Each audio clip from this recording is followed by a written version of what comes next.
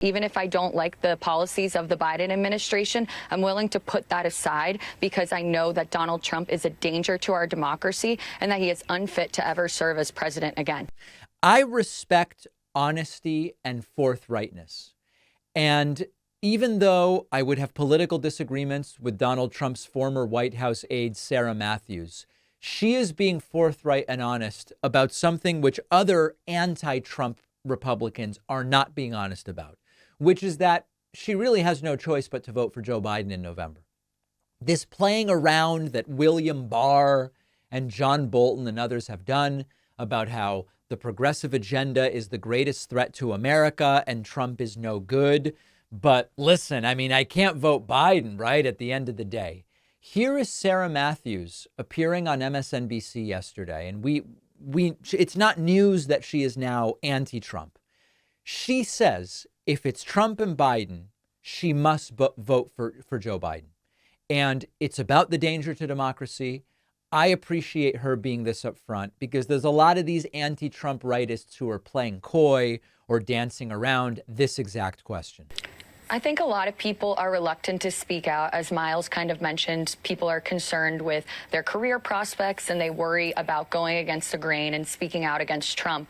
And then I think, too, that even if there are people who know that Trump is dangerous and maybe are thinking about speaking out, they do not want to go as far as endorsing Joe Biden then. Right. And I've been someone who has said that if my choices in this election are Donald Trump and Joe Biden, then I will have no choice but to vote for Joe Biden because to me, it's not a lesser of two evils situation. There is no comparison here. Even if I don't like the policies of the Biden administration, I'm willing to put that aside because I know that Donald Trump is a danger to our democracy and that he is unfit to ever serve as president again. And so I'm going to do everything I can and use my voice and my platform in order to educate the American people about this threat, but that I hope that will inspire other Republican elected officials and former Trump administration officials to feel comfortable to come forward and speak that truth too, because I think that we have a duty to the American people to educate them on. So this is, it's very easy to say Sarah Matthews only just figured out that Trump's unfit. I mean, why didn't she previously realize that Trump was unfit? Because he's been unfit all along. It's a fair criticism. But to the extent that it is important to hear from Republicans who say, this is bigger than policy. Okay, I think taxes should be lower than what Joe Biden thinks, but I don't want to put democracy at risk. So I'll vote Biden. And then in 2028, we can run a normal Republican, maybe, who will lower taxes the way I want to see them lowered. That's a respectable view.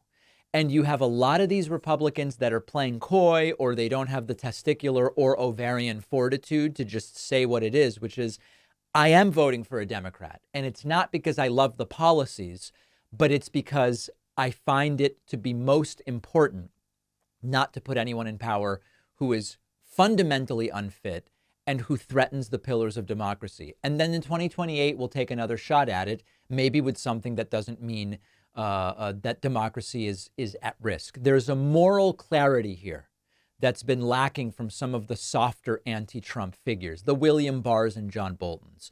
Sarah Matthews is being clear. Mitt Romney is being clear.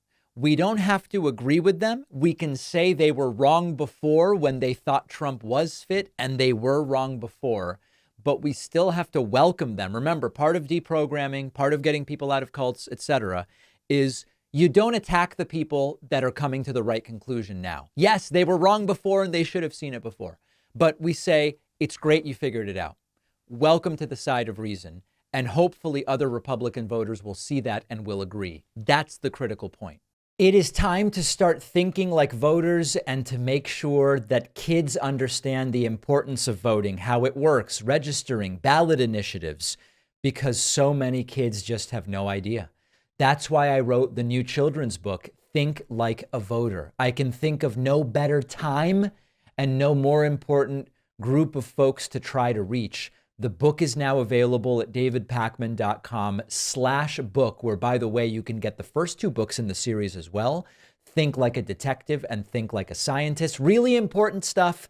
Donate them to local libraries, classrooms, Read them with the kids. davidpakman.com/book.